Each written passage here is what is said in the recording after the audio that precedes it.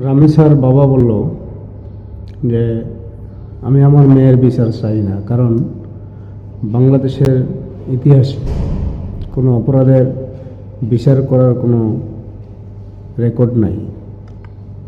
তো এই অবস্থায় বাংলাদেশের প্রশাসনের উচিত, বাংলাদেশের আইন আদালতের উচিত এই অপরাধের বিচারটা অতি দ্রুত কার্যকর করা। এটা একটি রায় দিয়ে এই রায়ের কার্যকরটা অতি দ্রুত করা উচিত। আর বাংলাদেশের জনগণের উচিত যে কোনো অপরাধ যদি ঘটে, অপরাধীকে নিজে ধরে নিজের হাতে কিছু একটা করা। কোনো আইন আদালত বা প্রশাসনের হাতে তুলে দিয়ে কোনো লাভ নেই।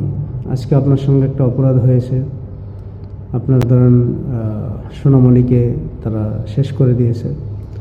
আপনি যদি পারেন নিজে বিচার কার্যক্রম করে ফেলেন, বিচার সমান সমান হয়ে যাবে, কোনো সমস্যা নেই। আর যদি মামলা করতে চান, দেখা যাবে যে আপনার তো প্রিয়জন চলে গেছি, মামলা করতে গেলে মামলা পরিচালনা করতে আপনার আর্থিক অবস্থা যা ছিল, যা থাকবে, সব শেষ হয়ে যাবে।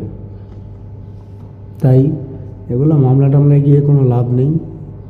আপনি মামলা করে দিবেন, পরবর্তীতে 1 বছর 2 বছর পরে সে লোক জেল থেকে বের হয়ে এসে আবার আপনাকে অ্যাটাক করবে, কারণ আপনি তার বিরুদ্ধে মামলা করেছিলেন।